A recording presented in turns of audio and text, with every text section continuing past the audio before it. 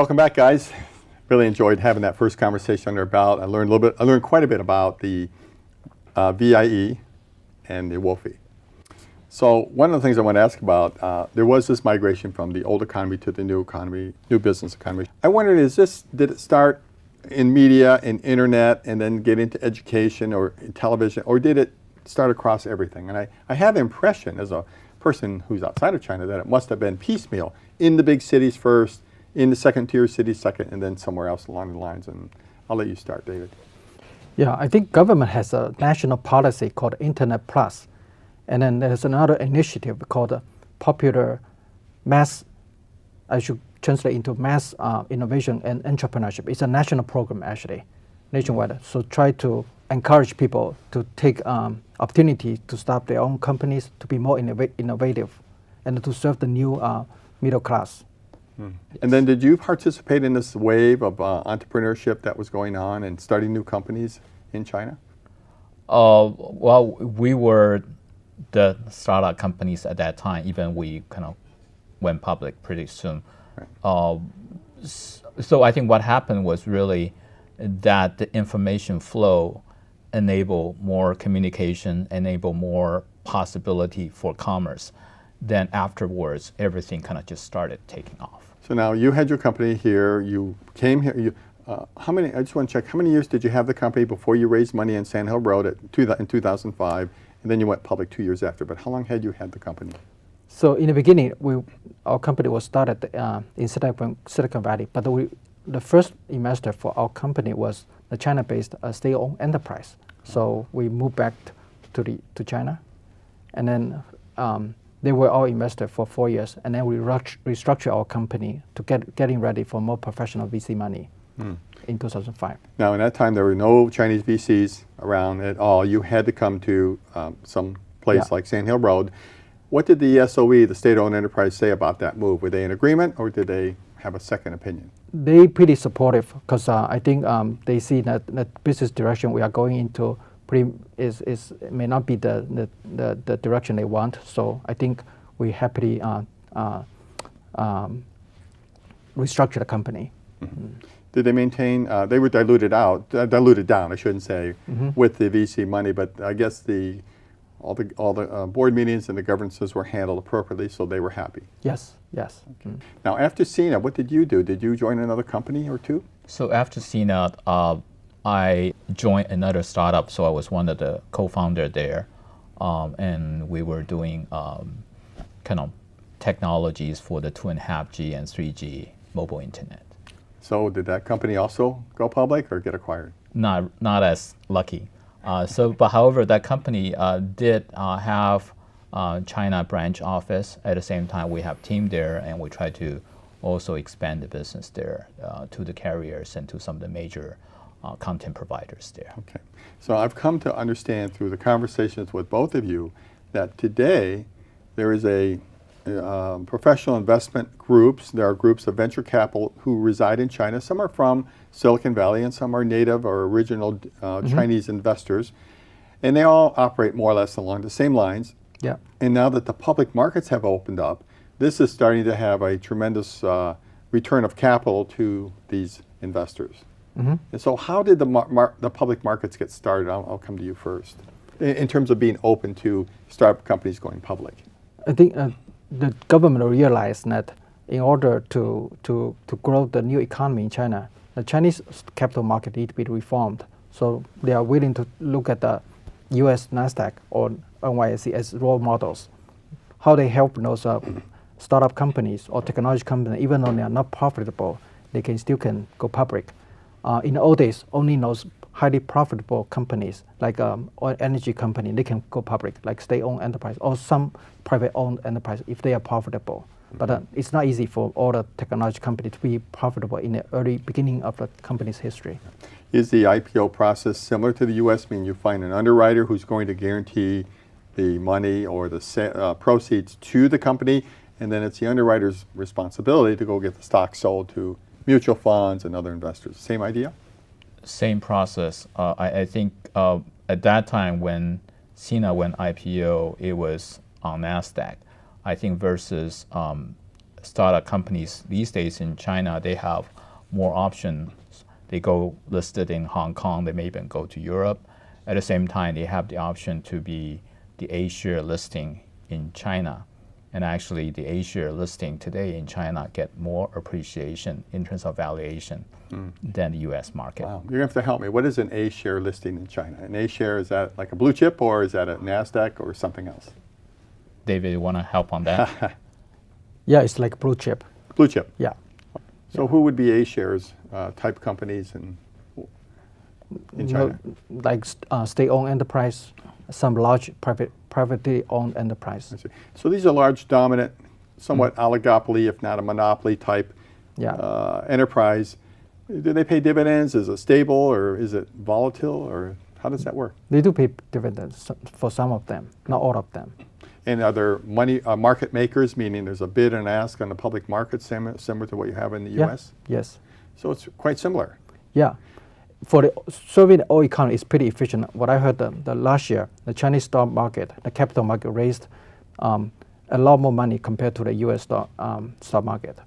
Who is buying the shares? Is it Chinese citizens, individuals, or is it institutions of some type? They have retail investors. They also have institutional investors. The government also opened up allocation for international investors. They have? Yeah. Okay. Now, one question we chat a little bit about this is the issue of the governance of the corporations, the transparency, the disclosure. I'll let you start that conversation. Is there something to be done there to make that more transparent, frankly? Yeah, actually, for some of these companies to go public overseas, they're really compliant. So there are consulting firms and also insurance, which also provide consulting to these company executives. So they have the same level of transparency, the same kind of level of governance as the international companies. They do? Yes. Audits and so on like that? Is that all part of that requirement? For audits, they want to be compliant, especially if they go public overseas, and they have to. So that's part of the. And this is, you say, if a Chinese company goes public overseas, meaning in the U.S., then they have to have an audit. But inside of China, if a Chinese company goes public, are the controls and regulations as rigorous or even somewhere in the same range? I would say probably not as rigid, but at the same time, they try to pick up the practice very, very quickly. What happens if a company is found to have fraudulent books? I mean, we have it in the U.S. It does happen. We hate this. But what happens in China? Do they lose their license? Does the government take them away? Or does the public just punish them by selling their stock for nothing? I think government right now is trying to make sure the capital market need to be efficient in order to promote the new economy. So there are a lot of new programs. And then they also cracking down many inside trading cases. But this is still undergoing right now, and then we're going to see more result in the near future. We've had a lot of manipulation here in the U.S. Yeah. I mean, all these regulators, and there are a number of well-known people in jail for this. Yeah. It takes time to get this right, and even in the best of circumstances, it's still going to go on. So let's take a look at maybe something like the London Stock Exchange, or the Toronto Stock Exchange, or the Vancouver. All these different international stock exchanges do all have manipulation problems. Yep. Do you think China's going to try to step up and really put up a very strong compliance and policing regulatory situation so they can get, shall we say, respect in the international markets? I think capital market reform is one of the top agenda for the new administration, because this is crucial for the new economy, for the old economy. The Central Planning Commission and plus the banking organization, those are the organization, financial institution play a much bigger role in promoting the old economy, right? But for capital market, it's become essential right now. So I think a lot of reforms are ongoing right now, and then we are going to wait and see what's the end result. But my thinking is that this is going to be pretty promising. Okay. You've indicated, and obviously you both lived there and been there, the banking sector in China is extremely inefficient, it's very bureaucratic, it's very old economy, and that the government has allowed the mobile platform, the companies doing banking with mobile platforms, to come in and essentially disrupt these established banking organizations. So first of all, I want to clarify that I think the banks, I mean, in terms of processing in China today, they are definitely a lot more efficient today. But it is that mass kind of users, customers there. When you go in, you take a ticket, you can easily wait for 2 hours before it's your turn. And afterwards, there's still a lot of paperwork. So that inefficiency is really kind of almost inherent because of the number of customers and because of some of the processing are still kind of requires a lot of kind of more traditional processing. So I guess the new type of internet-enabled financial service, which kind of really provide a lot of these intermediation type of processing online and through mobile phone at the same time, automated.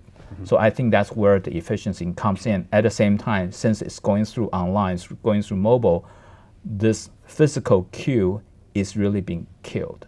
So you no longer have to wait for 2 hours. So another thought, another situation I've observed really is that everybody in China, it seems everybody has a mobile phone. And life revolves around your mobile phone now. I think it's their computer, it's their connection, it's the way of paying bills. They just use it incessantly. 600 million mobile phone users, my goodness, that's a huge market. And they're all now embracing these mobile technologies. So this is a tremendous growth story. And I saw people doing education on the mobile phone. Mm-hmm. Are you involved in that today? Yeah. The mobile? Yes. And so what are you doing in China today? And I'll start with you, Jo-ning. What are you doing in China today, business-wise? So business-wise, I mean, these days I kind of go there less often, but I still invested in a few companies there. But all of them, as long as they're kind of online, they're mobile first. How do you invest with them?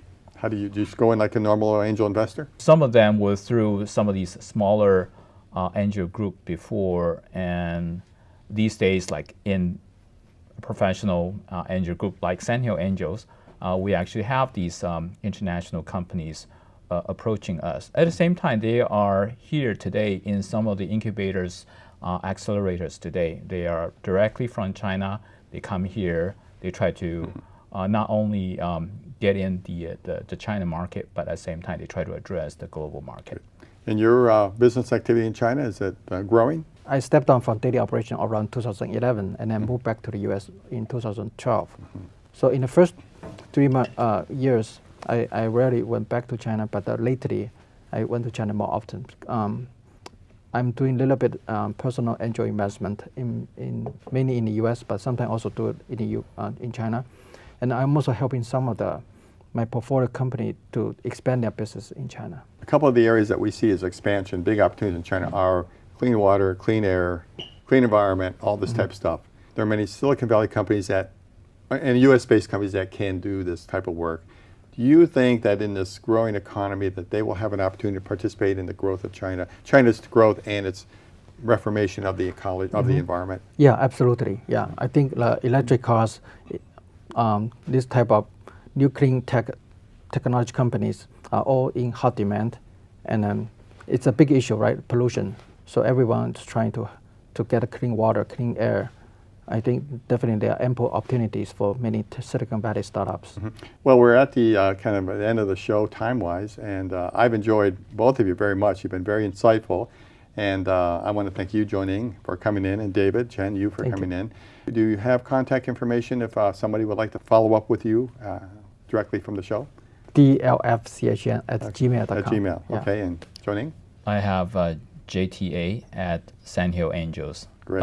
It's been a lot of fun. I've learned a lot, so I very much enjoyed it, and I thank you for coming in tonight. And yeah, okay, sounds great. Thanks very much. Excellent. Thank you. This is Jim Connor. I'd like to thank you for joining us for this week's episode of Game Changers Silicon Valley. Each week, we'll address an area of innovation that may emerge as a game changer of tomorrow. You can follow us on our website, gamechangers.tv, Facebook, or Twitter. We look forward to your continued interest and participation in the upcoming shows.